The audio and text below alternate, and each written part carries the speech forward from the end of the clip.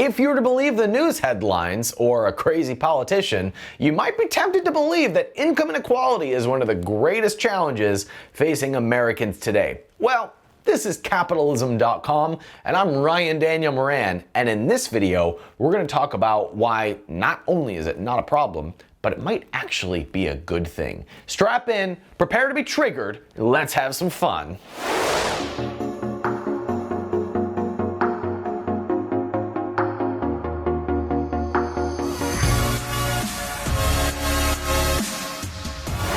Whether it's an argument for minimum wage increases or it's an analysis of where we are in the economic cycle, income inequality comes up whenever we're talking about pretty much any public issue. Well, spoiler alert, it's always come up. It's always been a thing. It has always been the case that about 10% of the population controls more wealth than about the other 90% or so. If you're a capitalist, then you might have read Rich Dad Poor Dad back in the 1990s when he created a graph that showed how 10% of people control 90% of the wealth or something like that. And if you're a capitalist, then you read that and said, then I want to join that group of people. But if you're not a capitalist, then you hear a whole lot about how it's unfair that some people earn more than other people, or that income inequality is higher than it's ever been. Now, that's true. Income inequality is higher than it has ever been. And guess what? This is pretty much always true, because as economies grow, the gap between the rich and the poor continues to go up. Even if rich people are getting richer and poor people are getting richer, that gap increases. So there's always going to be a marketing reason for some politicians to tell you why the rich are getting richer and the gap of income inequality is getting bigger.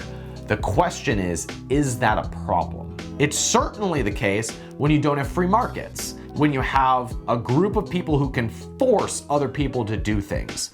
But if we still live in a free market, then income inequality is not only not a bad thing, it can be extremely helpful for the growth of a society. We're going to talk about why.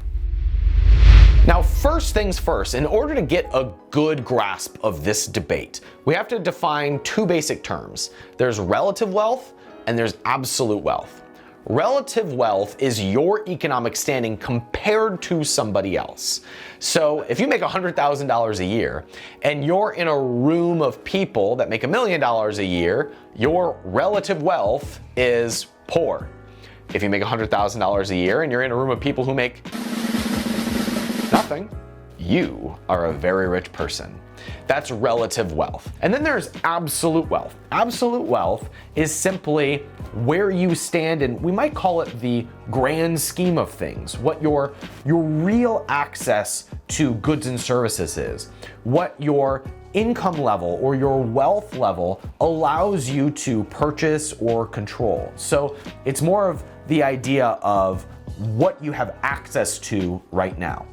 Now, if we look at global trends, we know, especially in the last 100 years, relative wealth, the gap between your relative wealth has become a much bigger swing.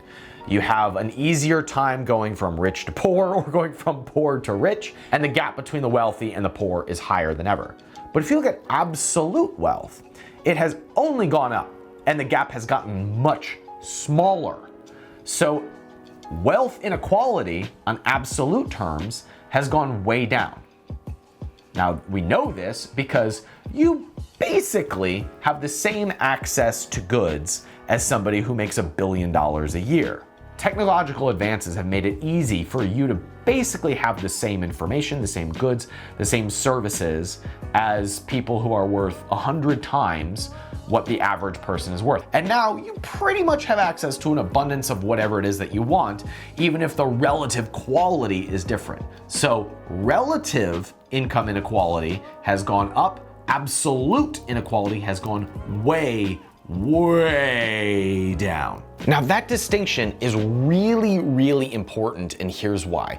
If you believe that there's a fixed amount, then you're gonna be really upset over the fact that some people have more than other people. And also, you're gonna feel bad about doing the things that allow you to increase your economic standing, like selling goods or investing in businesses. Because if you believe this idea that by you having $1, it prevents somebody else from having $1, that's gonna be a problem. But if you recognize the fact that absolute wealth is increasing at a faster rate than it's ever been, and the gap is closing, then you're free to increase your own economic standing. And might I even say that by you increasing your economic standing, you're doing a service to other people. This came up at one of our events. We do a yearly event called the Capitalism Conference, and I brought on Alicia Silverstone because apart from her acting career, she also has a business. And I was interviewing about her business, and she said that she feels entrepreneurial guilt taking money from people. And I said, well, that's absurd. You're doing a great service for people. By you creating a product that has allowed you to be successful, other people voluntarily bought it and they wanted it. And that actually increased every single person's absolute wealth. Somebody bought a product that they didn't have before, their absolute wealth has gone up. Now the next day, I was sitting with the founder of Whole Foods, John Mackey, and we talked about this little mini debate that I did with Alicia, and here's what John had to say. So you mentioned the perception that when you earn $1, it takes from someone else. This actually came up in yesterday's keynote. Do you remember? We talked with Alicia about it, and she said, at some level, I feel like I'm taking when someone buys my product. And I said, well, we can go into that if you'd like. But I want to hear your perspective of, I have my opinion, but if it is not a true transfer, where does the wealth go? Or how is it created? Or if it's not a true transfer, what is it? If it's not the one person receives and the other loses, what's a more appropriate way to look at it? It's because it's based on voluntary exchange. I mean, how's she taking? She's not taking anything, she's exchanging. She's got the wrong metaphor. It's not about taking, it's about creating value for another person and exchanging it. And the other person doesn't have to exchange if they don't want to. If the other person doesn't think they're getting a good deal, they don't make the trade. And so as entrepreneurs, we create value for people. If you can't create value for people, you're going to go out of business. But we're all value creators, and then we trade that value creation to other people. We make their lives better, or they wouldn't be trading with us. It's poor Alicia. It's just the opposite of what she thinks. She's creating, she's creating great value. She's making the world a better place. And she shouldn't feel guilty about that. She should be very proud of what she's doing because she's making a huge difference. If you believe that there's a fixed amount, then of course it would be a bad thing for some people to have more than other people. But if you recognize that that's not the case, then all we're really doing is trading with one another. I do this debate sometimes with my buddy Billy Jean. We call it black man versus white man. And he said, okay, Mr. Econ, not everybody can be rich. And I was like, Billy, no. Everybody can be rich. It's why absolute wealth has continued to go up.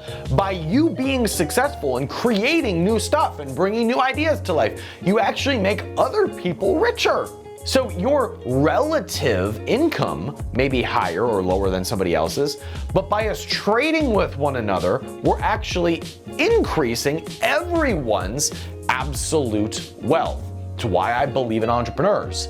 If there was a fixed amount, then what I'm doing and helping people make more money and be more successful would be a bad thing. But that's not the case. The fact that we trade with one another and money is just a measure of our trading that actually increases everyone's absolute wealth. So that's why capitalism is such a powerful force for change. Not only is it a powerful force for change for you, to increase your economic standing and to get ahead in life, it's also the greatest force for change with whatever direction we want the world to take. I drive an electric car, I drive a Tesla. I was one of the early Tesla buyers. And the fact that I have means and have some success means that I was able to afford a $100,000 car. Now, Elon Musk was very public about the plan for Tesla being a car for rich people. And people said, it's a car for rich people. And he said, so that we can afford to bring a cheaper car to market. And now you have the Model 3, and you have Cybertruck, and you have all these investors who made all this money by investing in Tesla. So the point here is that every new innovation starts off as being the most expensive it's ever going to be. And so only rich people can get it. And as they buy it and economies of scale kick in, the price comes down so that everybody can afford it. This is how we're going to solve global warming, by the way. It's not going to come from government. It's going to come from new innovations that only the rich can afford. And then it's going to become possible for the masses to buy them. There was a great video done by Prager University that shows how this process works in the everyday world, and here's how they explained it. Forced equality means less opportunity to pursue what makes you individually great. But what about the growing gap between the rich, the 1%, and the rest of us, the 99% that one hears so much about? Isn't that a bad thing? Again, the answer is no. Here's why. In a free market economy, people become wealthy, making what the rich enjoy today into something almost everybody can enjoy tomorrow. The rich are the test buyers. Consider the cell phone. Now we all have them, but when Motorola manufactured the first one in 1983, it was the size of a brick, had a half-hour battery life, reception was terrible, and calls were very expensive. It cost $4,000. But if no one had bought that $4,000 brick, there wouldn't be a $40 cell phone today. In the 1960s, a computer cost over $1 million. Nowadays, thanks to billionaires like Michael Dell, we have incredibly advanced computers that cost us a few $100s. Remember what an out-of-reach luxury flat-screen TVs once were? Only the rich could afford them. Today, your living room is essentially your own private cinema. The free market is about turning scarcity into abundance. What was once available to the few is now available to the many. Wealth inequality is an important corollary to that truth. So, should I resent the people who became wealthy because they have more money than I do? Or should I be grateful for the economic system that allows them to enrich my life and the lives of millions of other people? Now, it's not just that income inequality allows for new products and services to come into the world. Income inequality is actually a BS measurement of people's success. Because if you look deeper behind the numbers, income inequality is temporary. Where you exist on the economic ladder changes all the time. I've had years where I've made $5 million in a year, and I've had years where I have lost money. It's changing all the time. In fact, Thomas Sowell is a pretty well-known economist who dove into the numbers and found that there's way more movement at the top of the economic scale than any politician or any news pundit ever talks about. Watch this. So getting worked up about income inequality is pointless, ill-informed? But, yes, and sometimes it's simply a propaganda trick, depending on who's doing it. I read Piketty's stuff. Piketty, Thomas Piketty, the French economist who published a book this year called Capitalism. Right, and he's a star around the world for doing so. And he talks about how the top 10% are separate from the rest of us, and they are able to do all sorts of nefarious things. And then since then, I've gone and done a little research, and it turns out that 56% of all American households will be in the top 10% at some point or other in their lives, usually when they're older. Wow. Over half. And over half will be in the top. All right. Yes, and actually, and when you get down to the top 1%, it's even more incredible. Of all the people in the top 1% in the course of a decade, the great majority, are there 1 year. Only 13% are there 2 years. And so we're talking about people who have a spike in income in 1 year for some reason or other. They inherited something. They sell their company. They have assets accumulated over the years, and they sell them in that 1 year. I mean, in the year, I haven't checked, but I wouldn't be surprised if I hit my income peak when I sold my house on the Stanford campus, and have never been near that since. No, and of course, it was all absorbed in paying for another house elsewhere. So Welcome to California. Right. You see, the reason why some people make more money than other people is because they are going into markets where there is higher demand. Should we be upset about this? Should we be upset that the market allocates money for where there is greatest demand? And if you go into where there is greatest demand, you make more money than other people. Income inequality is a sign of where there is the greatest need in society. So if you eliminate income inequality, you have no economic signals for where attention is needed. This is why the worst thing that you can do is to try and flatten inequality by raising taxes or by instituting a universal basic income. I'm looking at you, Yang Gang. Or even by increasing government programs.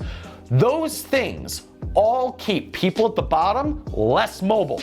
So the very programs that are designed to get rid of income inequality actually make it worse. You have these wide open periods where there's opportunity and demand, and the person who goes and solves that problem makes a lot of money. They make more money than everybody else because they solved a problem. That's how we progress as a society. If there's no income inequality, we have no progress. So the next time one of your friends decries the rich having more, you can know that they're sitting there judging the world as it is, staying stuck where they are, giving all their energy to somebody else, while you know that the way that you increase your standing and you solve that problem is by you taking responsibility for a problem and you creating the solution for other people. That's how you get rich, by owning, creating, and serving. That's why I'm proud to run a community called The 1%, because we talk about money and investing and cash flow and mindset, all the things that are designed to put you in the best position possible to become a 1%er for life. Because all it takes is you knowing the right people and you creating things of value for other people. If you want to join us, by the way, you can test drive us. You can come hang out with us for 30 days for $1 at capitalism.com/1 and send this video to your liberal friends who are voting for Bernie or Elizabeth Warren. Most people are reacting to this issue emotionally, not logically. And the reason for that is because they think that there must be some sort of injustice in the world for them not having the results that they want. Now, I am of no illusion that some people don't get dealt a bad hand, but you giving your energy to what other people have done or are doing is no way to solve those problems. You solve your problems by saying, no one is going to solve this but me, and so I'm going to take ownership for this, and I'm going to create something that serves other people. That's how we increase absolute wealth and your relative wealth, by you serving a group of people, by creating something. It's the only way we move forward, and it's the only way you get ahead. That's what we're here to do at capitalism.com, to empower you to do that. So if you enjoyed this, or if you really hated it and you want to troll me, subscribe to the channel, and I will rant more to you about building businesses, investing the profits, and creating change. Thanks for watching. We'll see you next time.